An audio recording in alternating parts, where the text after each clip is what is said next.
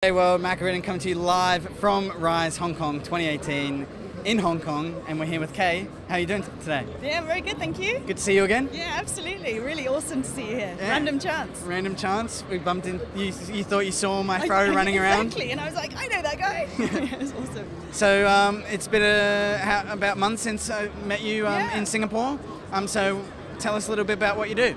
So basically we are connecting artists and technologists, impact investors and socially responsible companies. And all of that basically as the outcome is going to be these awesome projects and prototypes that could potentially change the world. What a good, that was not even 1 minute. You said that very, very smooth. Yeah, but what we're actually here today at Rise to do is to talk about our platform. And our platform is all about the future of creative work focused on global challenges. We start by having the UN, for example, or Apple being able to post a brief saying, we're looking for artists and technologists. We need to have, for example, a VR deforestation experience, but we don't know where to start. Please, can you help us? And then you'll get briefs in, responses to those briefs, and then we'll help people to pick through and say, okay, UN or Apple, these are the 10 best projects that could potentially reach your audience, talk about deforestation in a really immersive way. Yeah. So explain to the audience some of the tech that you're working in terms of, like, when we were having a discussion, you're mainly around VR and art. Yeah. VR, AR, 3D printing, Internet of Things and AI are our main focuses for this year. And we're going to have another awesome showcase of all these wonderful projects and prototypes in March 2019 at the Art Science Museum. Great. And you're based in Singapore? Yes. Yeah.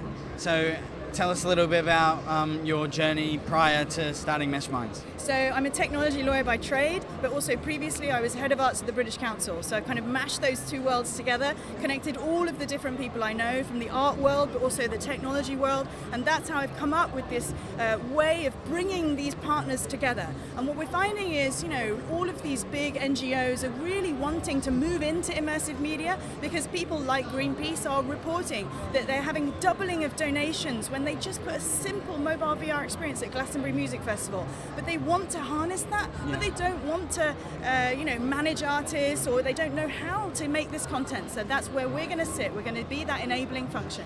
Yeah, coming back into camera. So I was very inspired when I was chatting to you while I was in Singapore about the digital privacy side of this AI and VR and AR world. Yeah. So, for example, you mentioned if I was to graffiti Rise conference sign in the digital world, what's their privacy to me doing that? Yeah, absolutely. I mean, this is a whole unregulated field. So, from the legal perspective, we also need to be really thinking about privacy, about, is there such a thing as digital graffiti? When you're in the augmented environment, there's somebody else that can come in and say, I'm going to change what you see. So that's exactly what happened with the Jeff Koons sculpture in his balloon dog in New York City. The very next day, another rival artist just went there and said, okay, I'm going to graffiti all over your balloon dog. Is that a crime?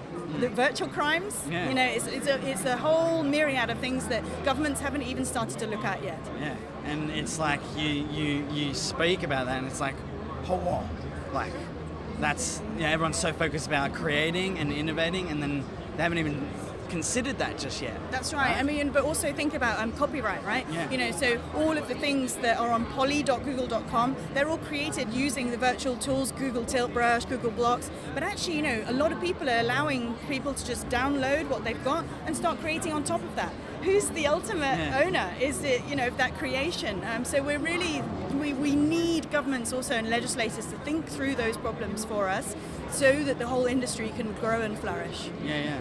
So what would be some of the barriers with this AI and VR and all this stuff you're working in? What are some of the barriers that you are seeing at the moment?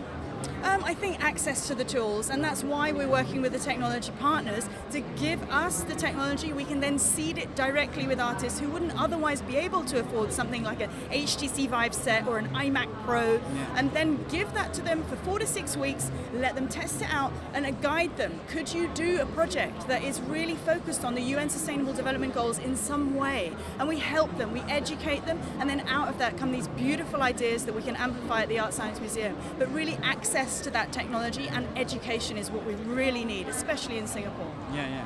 So give us a bit of background on, what type of the projects that you've done in Singapore. So, actually, can I talk about some of the things that... Well, you showed me one of the cool ocean and pollution. Oceans Unite is awesome, right? So it's a VR immersive experience where you put your headset on and you're diving, and it's so realistic that I held my breath the first time they plopped me in.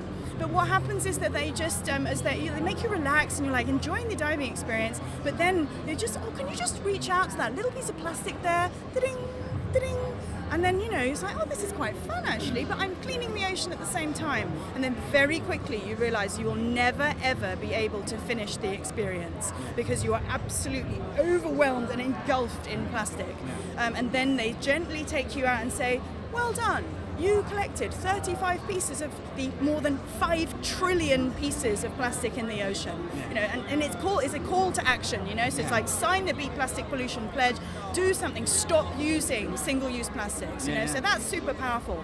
So that's something we've already got and we're sharing with the world. And then, there are amazing like AR, Pokemon Go style games that are teaching people about where their recycling points are. And as you get to the recycling point, you collect a little piece of the story, do that 6 times, and you've got a new comic book, So these are the kinds of projects that are coming up as well. So we're starting to receive them in, and it's really exciting.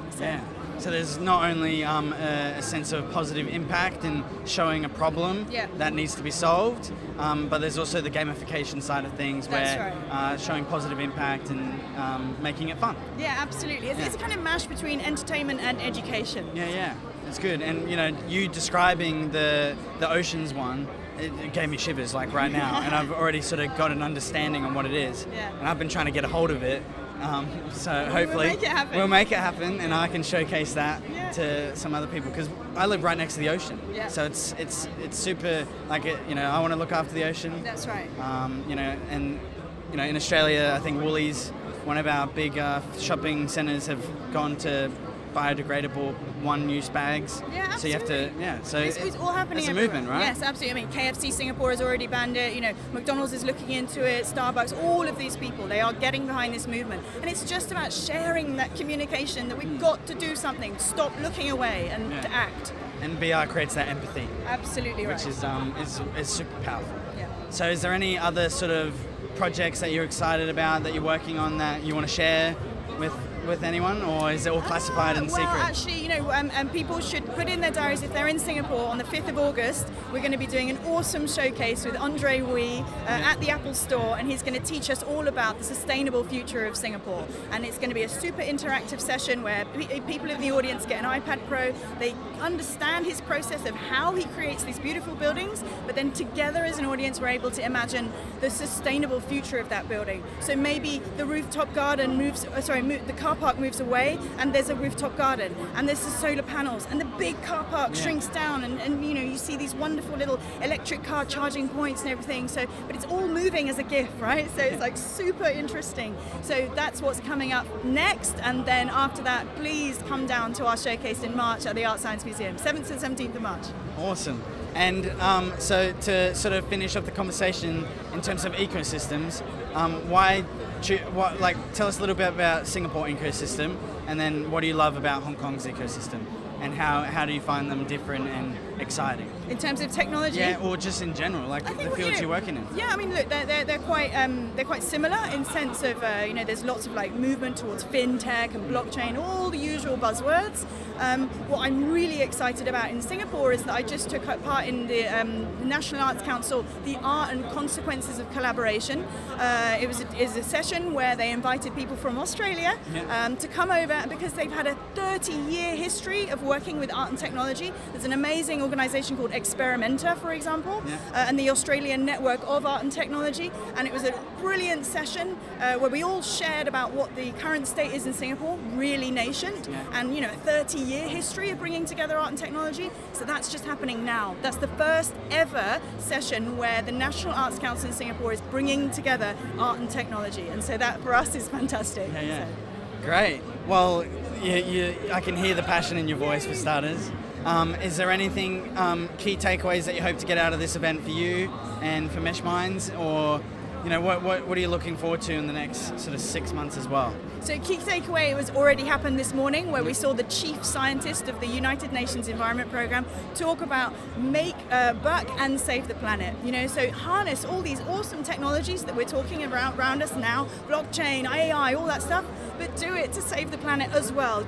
Absolutely do your little app, your platform, whatever it is, but those things can also be applied to climate change, to pollution. Yeah. So that's what he's crying out for, and he said, I want members of the audience to contact us and take projects forward, which is fantastic.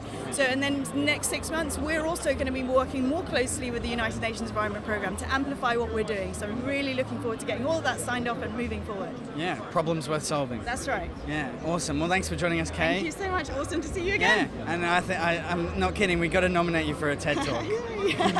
Awesome. Thank you so much. No worries. And thanks, guys, for watching. Make sure you keep watching at facebook.com/Beach City Life. And thanks to Start Me Up Hong Kong and Invest HK. Catch you later. Check her out. See ya.